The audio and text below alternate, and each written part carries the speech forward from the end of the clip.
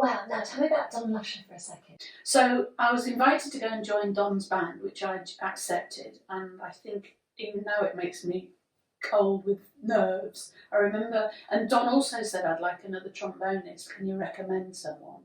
So I was then living with a very good mate, Tracy Holloway, who's a fine trombonist, and I said, Tracy, do you want to go and join Don's band? And she was like, yeah. And we both drove to our first gig in absolute silence. Just talking musicals with you. Hello, I'm Lesley Knight, and welcome to the third part of our Just Talking Musicals special interview with professional musician Annette Brown. A leading trumpet player in the West End today, Annette has performed in over 76 countries around the world, played the main stages at Glastonbury, Wembley and Nebworth, performed on countless occasions at the Royal Albert Hall, and toured Australia with Grammy Award-winning singer-songwriter Seal. Now, what I want to know is, looking back, can she pinpoint those special moments that gave her her big chance and led her onto the path of success? When I was invited to go and play with Don Lusher's band, which came about because when I was at the Royal College of Music, it was very, very classical, and I felt that we should all learn different styles of music. So I made a complaint to the director and said, I really think we should have a big band. And I persisted, and eventually they invited Don Lusher to come and take a big band. Wow, now tell me about Don Lusher for a second. Don Lusher was a very, very beautiful gentleman, brought up through the Salvation Army. He was a trombonist. Sadly, he's no longer with us, but he was a trombonist who used to do, in those days, when TV had live bands, there was again a main core of players, pretty similar to now, really, your top players, your Derek Watkins, your Tony Fishers, the trumpet players, your Kenny Bakers, and Don was one of the trombonists. A lovely, lovely man, and he came to the college and to coach us in the big band, and it was all very pa pa pa pa pa pa, and Don would say no boo da boo doo da, and get us to swing. And when I left college, Don never mentioned anything to me throughout my time with him, which was 2 years, I think I was there with him, coming once a week. When I left college, literally the day afterwards, the phone rang and it was Don. Would I like to go and join his big band? Fantastic. Now, he'd been running this big band for many, many, many years, and it was completely male-dominated. Well, that was the tradition, wasn't it? Of course. Yeah. Yeah, there were very few female musicians. I mean, back in the day when I played in brass bands, which is my heritage, which I adore. Because you started on cornet, didn't you? I did start on the cornet in brass bands, and that training is phenomenal because some of the parts we would play would be orchestral arrangements for brass band, and I was playing the violin parts. So it was a phenomenal training. But I wanted then, those days, to join the Yorkshire Imperial Metals Band, but they would not have women.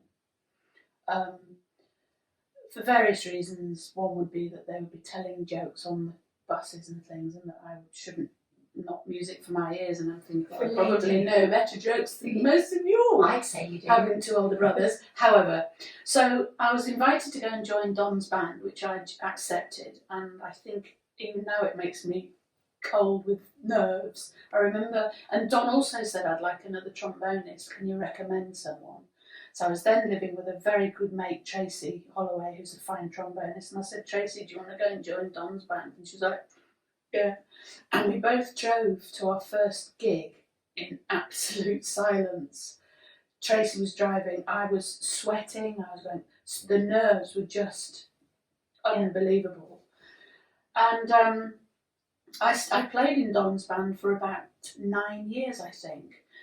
And on the whole, it was a wonderful experience. What was the repertoire? What's the big band, bit of Miller, bit of Basie, bit of Duke Ellington, all the big band. And what kind of venues did you do? Theatre venues, yeah. So big audiences? Yeah, people who loved, and it was difficult for Don because for him, travelling with I think it was 18-piece big band was a lot of money, you know. And of course, if people didn't buy the tickets for the theatre shows, he made a loss, but he never did. But on one occasion, I was with possibly the three best trumpet players in the country. There was Derek Watkins, Tony Fisher and Kenny Baker. Wow. And me perched on the end. How exciting. How old were you then? Petrified. Oh, it doesn't matter how old I was, Lesley.